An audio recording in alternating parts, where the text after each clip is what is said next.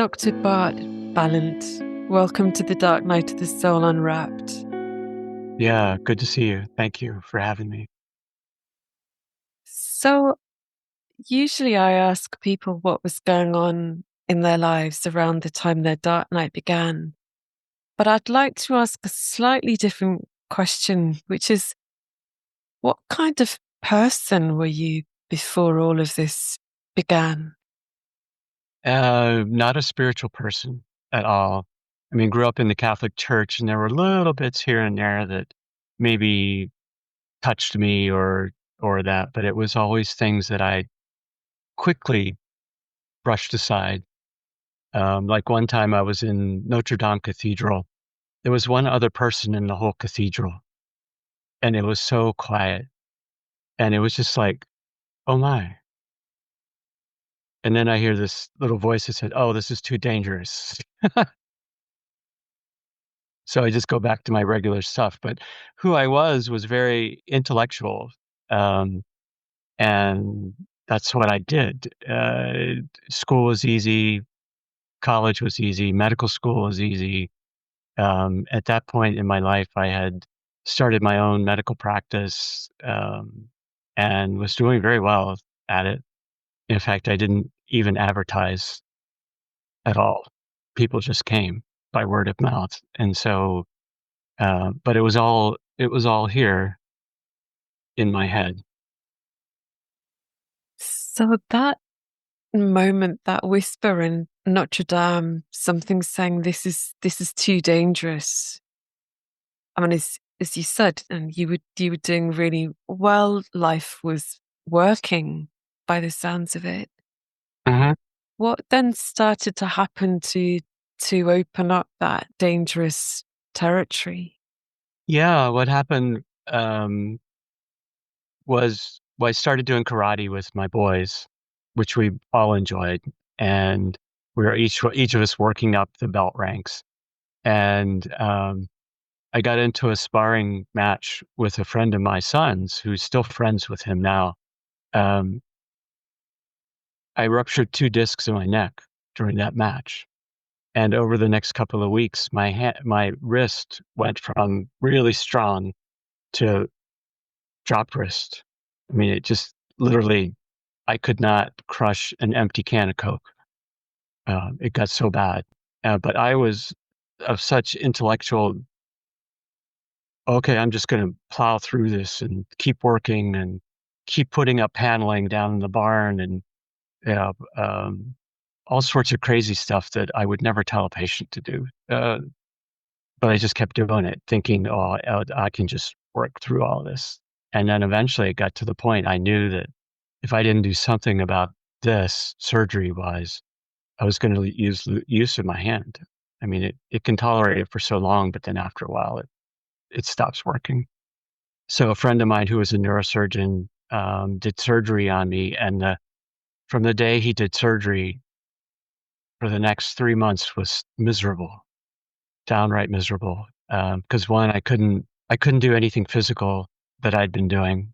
I mean, I did all sorts of stuff, play tennis 2 times a week with friends, do karate 2 or 3 times a week, I mean, all sorts of things that I did physical, just working around the property that we had. Um, but the and I never really had much neck pain, it was all in the wrist, but the neck was just awful, and so I became very depressed. 'Cause I could hardly eat, because I couldn't swallow very much and was kinda just lounging around the house. I couldn't work anymore because I couldn't really be with patients. Although then after 2 months, I tried to go back and do that, which was a mistake to do that. And so things just kept going inwardly, kept going down and down and down and down, um, till eventually one evening I was sitting in bed, maybe I was reading, I don't know, but a huge angelfish 8 foot tall came to the bottom of my bed and just started there swimming, just back and forth, very gently. And it was like, what is this? You know, I don't have hallucinations, but it was something that was there that needed to come. And then I just started dreaming. I mean, I always dreamt ever since I was little, but never really paid much attention to them. But I started dreaming every night, and it was lucid dreaming, and it just got overwhelming to dream. So I started looking for some help. Uh, and the first person I got help from was a friend, a general practitioner who did acupuncture. And so I went in and saw him, and I'd never done acupuncture before. It was one of those kind of woo-woo things that was like, but I thought, okay, a couple of friends had recommended and said, hey, just give it a try, see what happens. And so as he's starting to put little needles in, he asked me, you have any dreams lately? So I told him about this fish, and he just took a step back and said, Bart, this fish is asking you to come join it on exploration or something like that. And for a little while, I was like, yeah, right. Give me a break. He said, no, this is what I see so clearly. And with all these other dreams that you've been having, it's clear that you need to, well, you don't need to, but you might want to consider taking a look at all of them. So, so things got a little bit darker kind of after that because I was in a kind of a like, well, what do I even do with this? What do I even go? Who do I even talk to about some of this? So, but then I did find somebody who I could talk to about it, and uh, so that's how things got started way back when. How was that for your intellect? I mean, as you were saying, you'd always been very intellectual. That was your world. To suddenly have a giant angelfish appearing would, I think, be confronting to many of us, but I would imagine particularly when you'd always been in that kind of very intellectual, quite conservative, maybe, is that a fair Oh yeah, word to use? oh yeah. I mean, I'd been scuba diving many, many times at that point. Another thing I like to do, and had seen tons of angelfish. Of course, they were all little things like that. So uh, not 8 foot. I think at that point I was so beaten down that I was open to just about anything. Because there was a point where, like when the angelfish came, I got quiet. Things got really quiet inside. And yeah, I was just so beaten at that point that I was like, okay. What happened as things got quiet?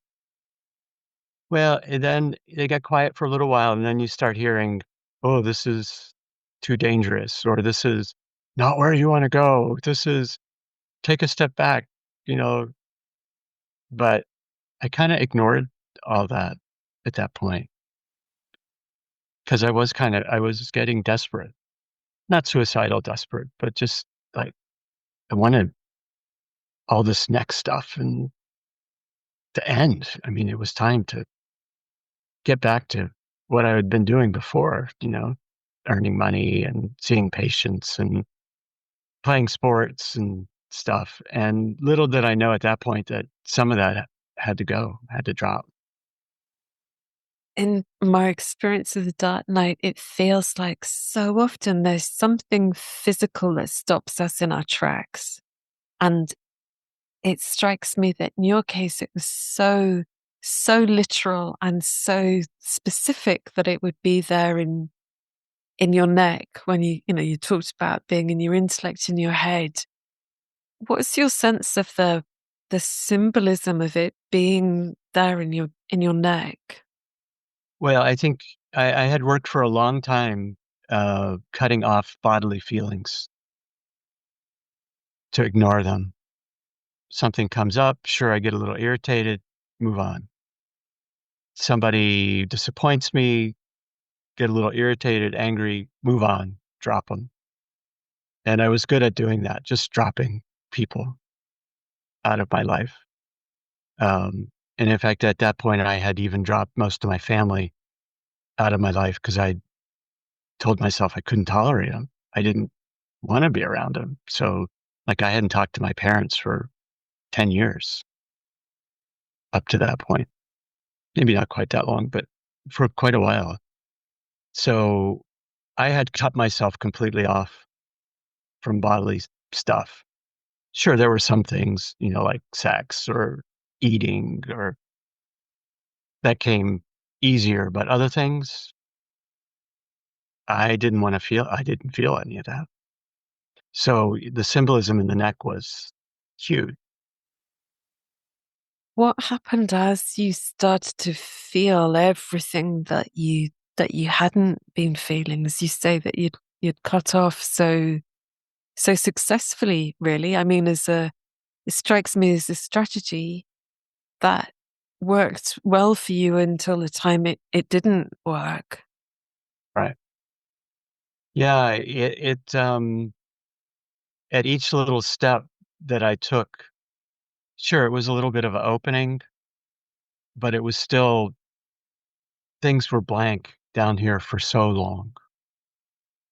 Like if somebody would have said, "Oh, where's your heart chakra?" What are you talking about? What do you mean you feel that?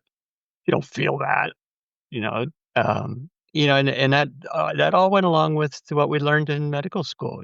Anything you feel down here is good chance it's psychosomatic, and not real to begin with. Of course, if you have your appendix rupturing or something like that, that's a little different. But yeah, we were taught that people that felt all this stuff in their body, they were crazy. Oh, let's give them drugs to help reduce some of that. So it was a very slow step by step, and at each step, the mind would come back in and say, "Hey, do we really want to be doing this?" Something in you wanted to be doing this. Do you have a sense now, looking back, of what that was? What was kind of, I don't want to say driving because that's the wrong kind of word, but what was it that was moving in all of this? Well, I think one of the things was, along with shutting myself down completely and going up here, I shut myself off from joy. Nothing I did, I mean, I did hundreds of things all the time, but nothing was like, "Oh, wow, that felt good." I would never say that. It would be like, "Oh, okay, yeah, that was okay. It was nice." But it was nothing joyful, and I had these little remembrances as a little kid under a year old, running through the backyard, joyful as anything. And I had shut those down because I couldn't tolerate them. I just could not tolerate experiencing that again. So that was always there in the background. But again, I had shut those off pretty early. Probably by the time I was 8 or 9 years old, I'd shut it off. And is it that you'd shut off the joy in the shutting off of pain, so that the shutting off of joy was a sort of byproduct of shutting off from what was Yes. actually intolerable? Yes. As you began to realize all of this, what was then happening? As you were saying, with your neck, things were really hard. You couldn't work. You couldn't do all of the physical things that you'd been doing. What then happened with the dreaming and Yeah, at that point, my wife at the time, she got a newspaper from one of the local cities and saw in there a fellow who was doing dream workshops. And came to me, she said, "Bart, with all these dreams you're having, you oughta go check him out. Sign up and go on over and meet him and see what you think." And so I did. And it was her suggestion that I go do that, which was like out of the blue for me, but it just seemed like, yeah, I need to go talk to this fella. So he was a Jungian dream psychologist, which Jungian approach was okay to start with, but it got a little confining for me. But it was good to go talk to him because the dreams just kept coming and coming. And so it was good to get somebody else's opinion Because most of the dreams I would take as, well, if you were in the dream, it was all your fault that I'm having a rough dream. If my parents were in the dream, it was like, oh, it's because of them that. So he tried to introduce, like, no, Bart, well, can you entertain that all these characters, even if it seems like Fiona or seems like my parents are me, can you even entertain that? And it got to the point of, yeah, I could see that. So that was another little opening of, how to even work with some of the dreams that I got through. What happened to with the angelfish? Yeah. She didn't really, I say she, but she didn't really come back until I started writing a book about my memoirs about all this. And then she came back and she, um, kind of explained that she was there to just try to get my mind to stop for a second and just ponder something different, if thoughts did come up.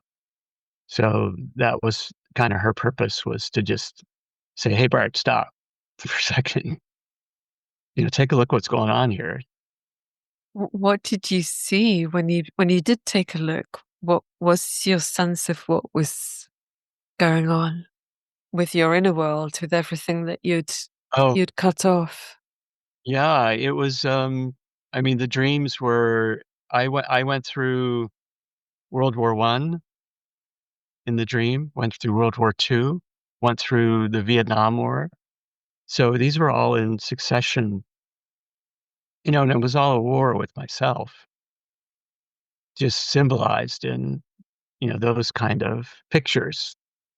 And I don't know if I was in World War One. I don't really have a sense of reincarnation, but I certainly had read many books about it, uh, and looked at pictures and things, and so eventually with each one of those, I could sit down with the opposing, enemies and sit with them at a table and at least acknowledge each other on a certain level. Wow, I'm fascinated that all of this came through dreams. I mean, dreams of war in that way. Right. How did how did sitting down with those enemies transpose to your war, your internal war, your war with yourself? Yeah, just that I didn't need to keep doing that, um, the way I was doing it.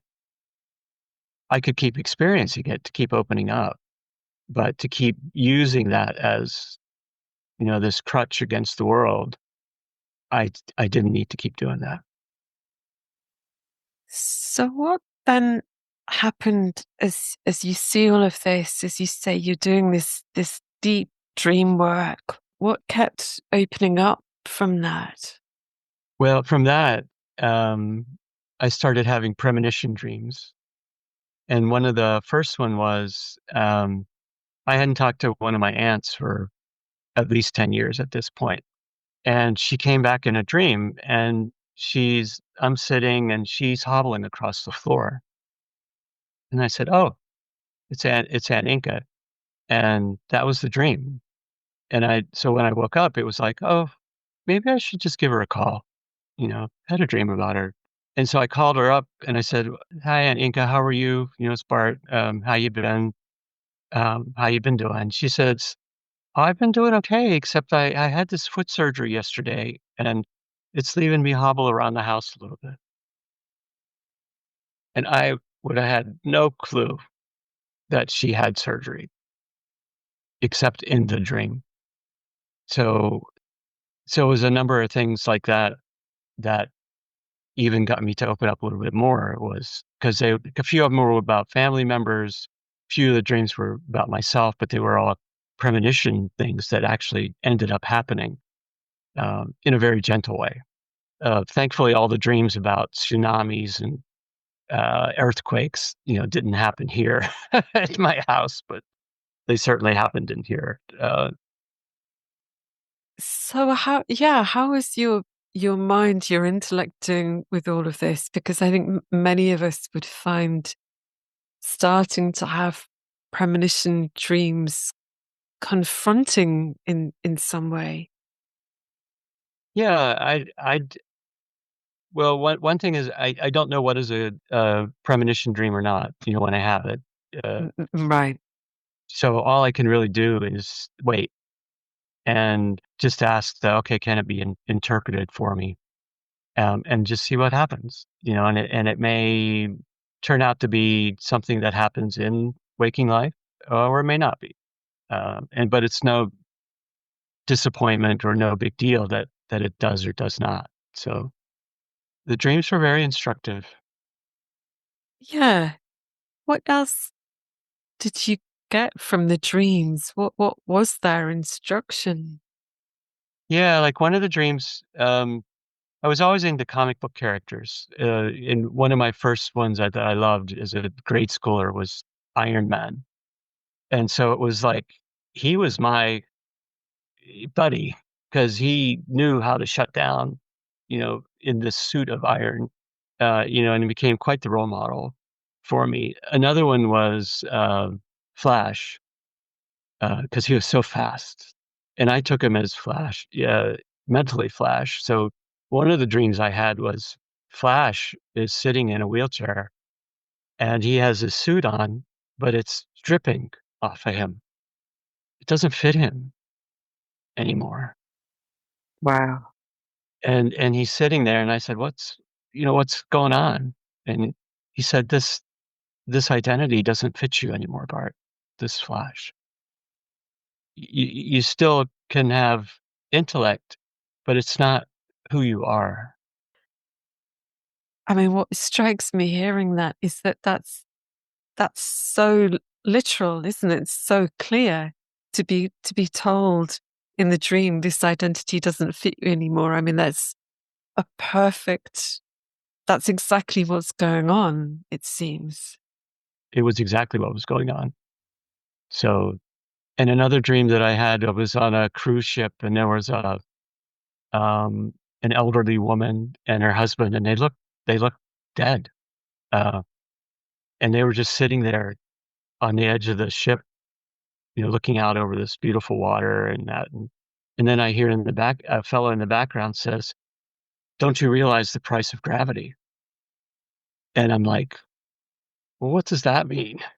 And that took a couple of years to kind of present itself as to what it meant. It meant being stuck in those old habitual player piano ways over and over again. And look what the price is.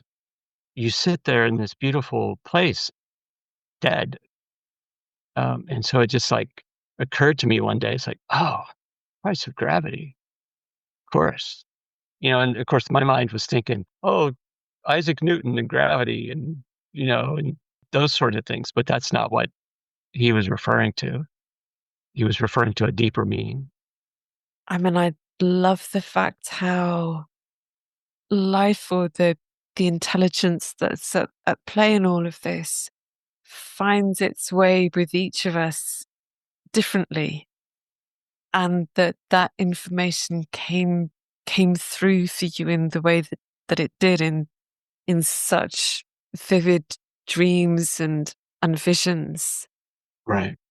Did did that continue as the process went on?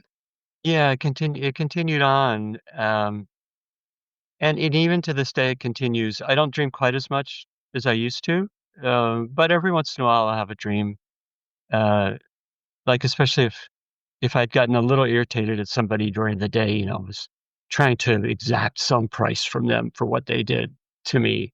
So the dream was a fellow a woman knocking me from behind and a fellow in front saying, "You're not gonna get what you want out of this. Let her be, and it's like, oh, yeah, I get that.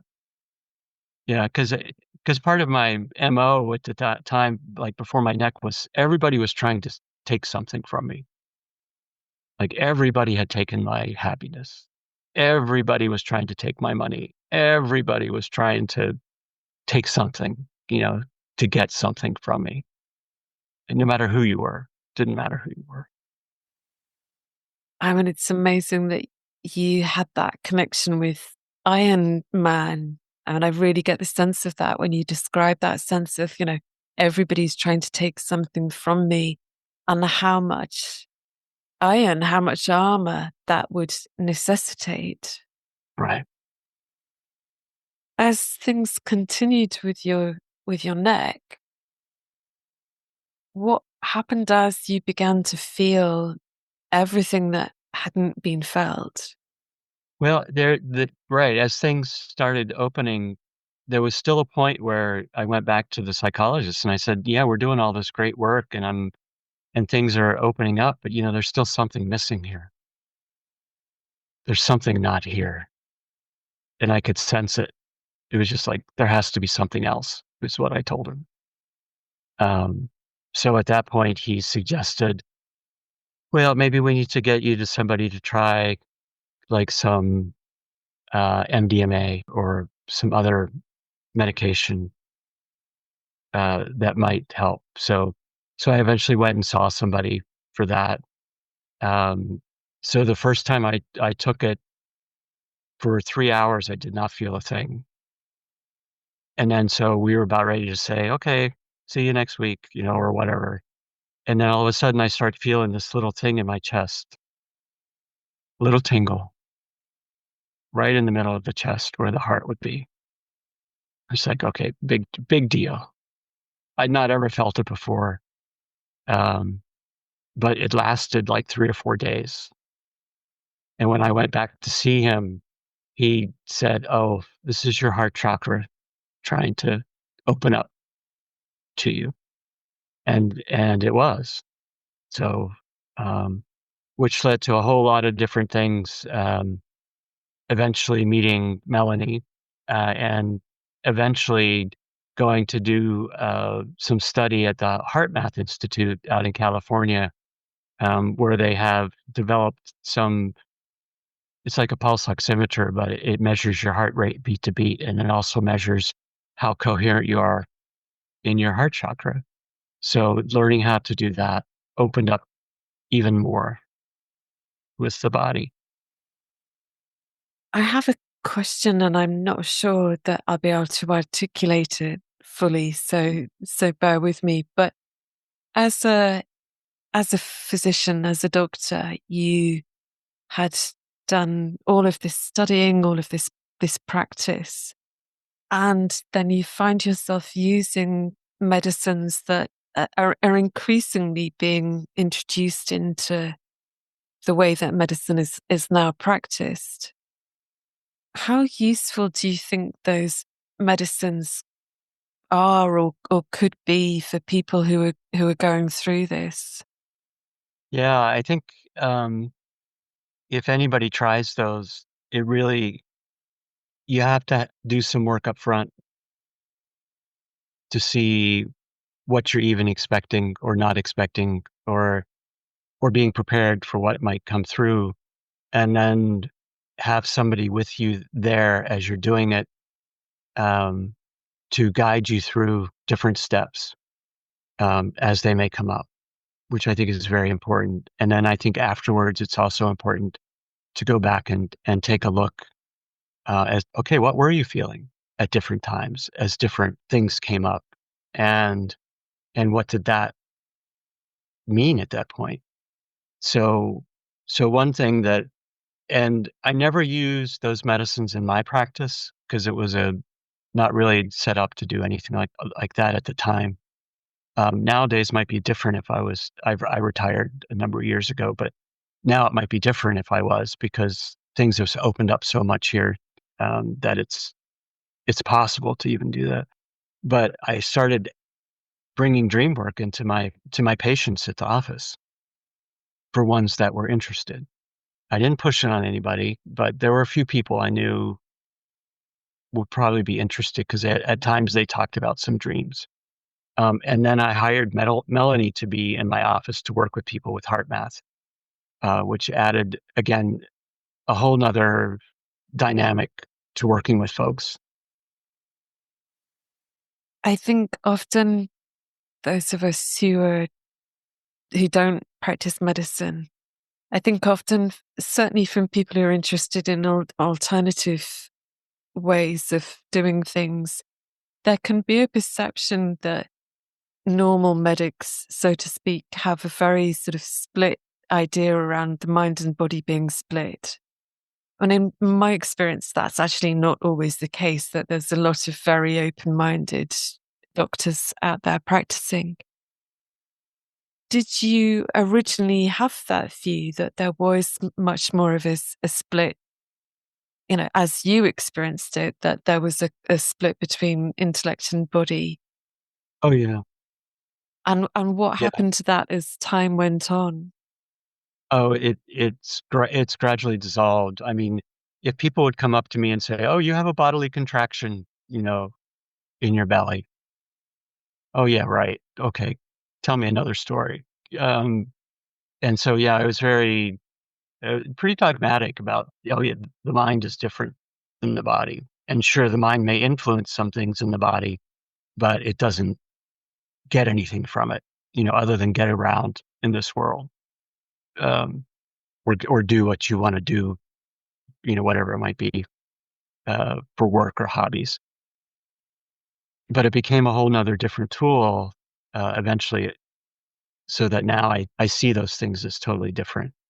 I mean, not the body and mind, but I don't have that split at all anymore. Just to share, I saw my GP recently and she shared something really similar to what you just said about seeing that there is, for her, there's no split between mind and body. And certainly that's where I've got to with this. What other places did you find yourself going, so to speak, as you explored all of this? You were exploring dreams using plant medicines and other types of medicine. A friend of mine, brought me one of Eckhart Tolle's books early on, and I read the first page. This was early on in the whole process, and I think the first thing he says is, "You are not your mind." And I just said, "Oh, another one of these."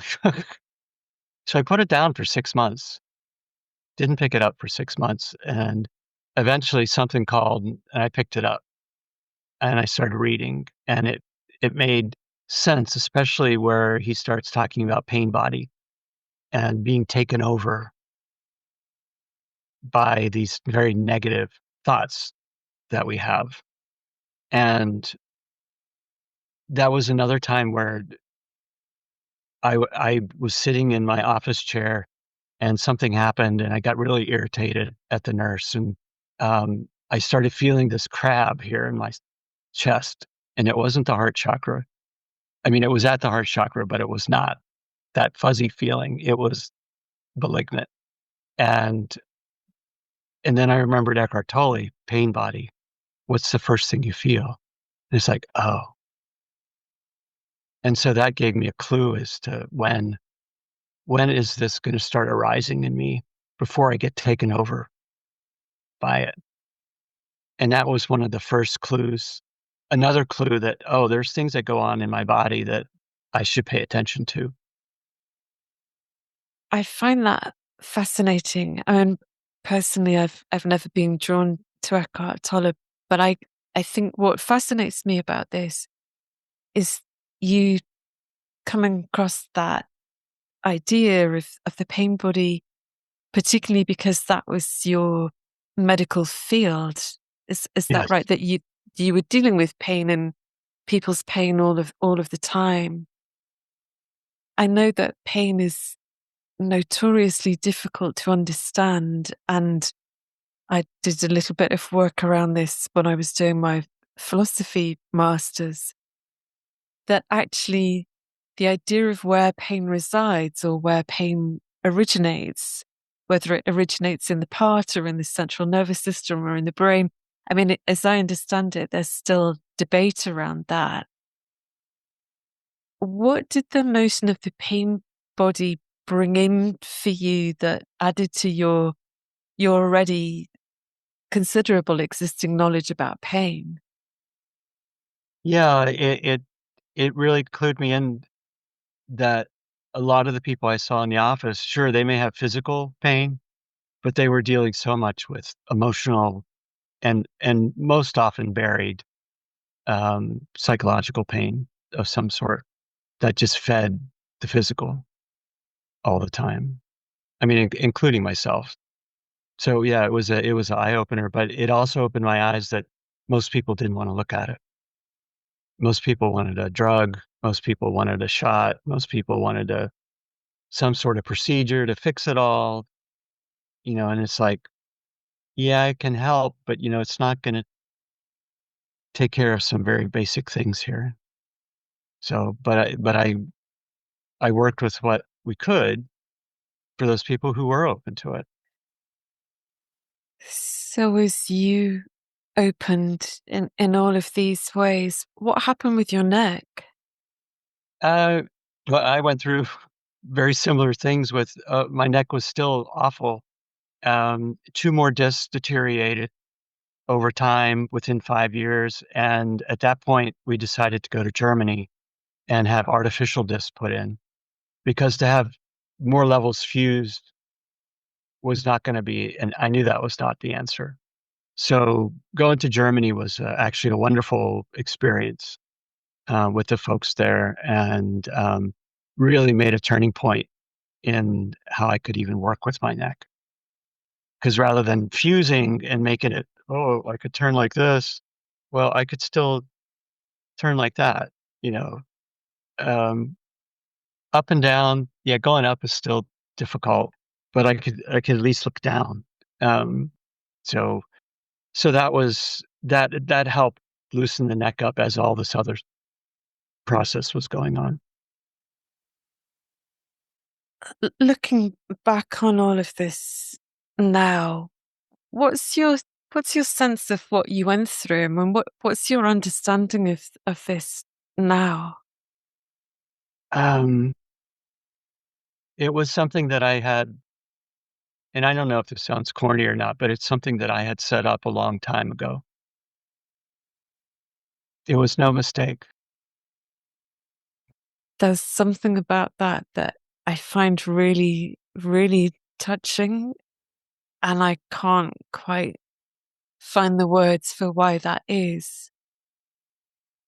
Is there more that you'd say about that setting it up a long time ago? Well, it and a large part of that, I think, was my, dynamics with my parents, that I had basically hired them to do everything they did in my childhood to make all this possible, because otherwise I'd be right back where I was. So on that deep soul level, which I think we don't actually touch into until we find ourselves in this place, I can really get that there's something that we haven't been conscious or cognizant of that brings us to this place in order to open, in order Right, to do all of this. I mean, what I think I find so touching in this is, as you said, it was as if all of that was set up and your parents played the part that they played. That in this space we can hold both the pain, the very real pain of everything that happened, and the much deeper soul level layers of this, that there was that this was always going to happen and it was always supposed to happen, right. rather than being something that somehow shouldn't have happened and that should have been avoided or Right, yeah, for the longest time, my story was this should never have happened, you know? This was a travesty, this was criminal, this was, whatever, and again, to make myself a victim. I mean, that was that was the purpose I saw. But that has loosened up. It was to a point of I couldn't really be happy for anybody else. Say you won £1 million, in the lottery. Oh, okay, great, Fiona. Uh, you know, why didn't I win that? But anymore, it's like wonderful. So your joy came back. What a gift. Alongside everything else that we've been talking about, is there anything else that came into the mix, as it were, to support the opening that was happening? Yeah, the other thing that was really important, or seemed to be a big step for me was finding a couple of videos about inquiry. And it just like first 30 seconds, I listened to one of those about how we put together bodily feelings of words, stories, colors, pictures, and how we put those together made so much sense to me. It's like, oh my, it's just like, yeah, I do that. I understand that. I get that. And then with that, the idea of bodily contractions started making a lot more sense about where we can hold things in our bodies, for long periods of time. And they're really just asking to come home. Just to say a little bit about what we mean by bodily contractions, I think they're not recognizable emotions generally. I mean, they might become recognizable emotions, but they're sensations that often feel contracted. I mean, that's, or tight in some way, or they have a solidity or a density to them very often, and they can present in all kinds of different Right. ways. But when we start to explore them, we find a whole world within them very often, don't we? Be it the imaginal realm, seeing imagery around them, or words often, there's all sorts of things sort of wrapped up in these things. And I think the value, as you're describing it, is in the disentangling of those things, is in the unraveling or untying of those knots. Yeah, and it's amazing to me, and I still look at that every day. I mean, not for hours, but when they come up, it's like, oh, okay, I'll take a little minute, but it's amazing to me that I use the same sensation or resonance in that contraction for a multitude of different emotions or different things that come out. I mean, it's just like, oh, well, I used that yesterday when I was dealing with this. Oh, it's because it's all the same thing. We just recycle them. Yeah, it is funny, isn't it? I've got a particular one that's like a sort of tightness in my chest, which has been the sort of the multi-purpose contraction for all kinds of things. And I think when we get to know our inner terrain in that way, there are both immense surprises, right? I mean, things that come in Right. that we had no idea were there. But also, it's quite funny, isn't it? Sometimes how like, oh, I'm so unoriginal. I'm just recycling the same old stuff. Yeah, and then I find it so interesting if I really get into a certain, I call them like sensations or resonances. Um, and I'm not sure why, but like I would think, oh, that means anger on this level. Well, and then as I sit with it, it changes. It's the same resonance, but the whole meaning behind it just doesn't mean the same thing anymore. And it doesn't have to. Beautifully put. Yeah, I think again, I'm drawn to that image of you as Iron Man. That kind of density and solidity and the lack of flexibility in that rigidity. Then as we approach things, as you say, things just morph into something else or change, or there's a softening or an opening or whatever the particular resonance is in the moment, that means that all of that can not just fall away, but sort of become what it needs to be, actually come into its natural form, as opposed to having to take particular forms and shapes.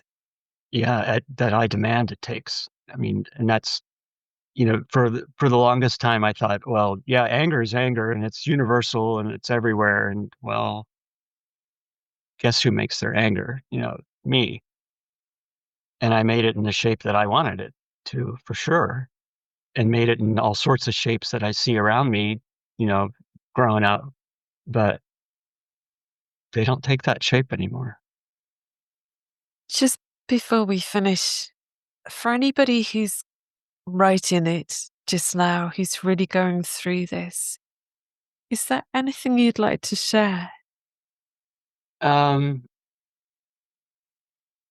with each kind of revelation, there's an opening, but there may be a day two where the next day things are like your mind and your ego just says, "Oh no, we're not going back there again." So watch out for that. It can be such a trap. And it's just the ego mind fearful that you're going to ask them to come home. Perfect. A friend of mine calls it the backlash. Right. That when there's, and I love that you've brought this up because I don't think we've touched on this yet, that absolutely when something changes, when there's an opening, then there's often a backlash. And I think that's such good advice to be aware of that. Thank Right. you. And it can be on the next day or it could even be in the next minute.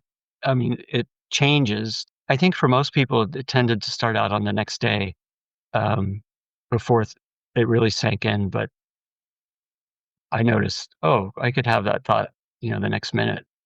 And then you just let that go too. So Yeah.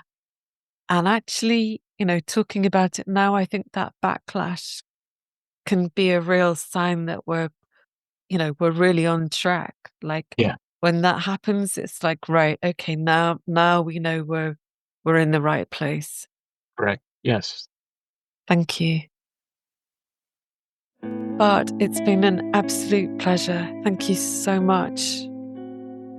Oh, yeah, thank you very much for inviting me. It was, at first I was like a little, dark night of the soul. I didn't know anything about that back then, but after I sat with it, it was like, oh no, this is exactly what I've been through. Thank you. Thank you.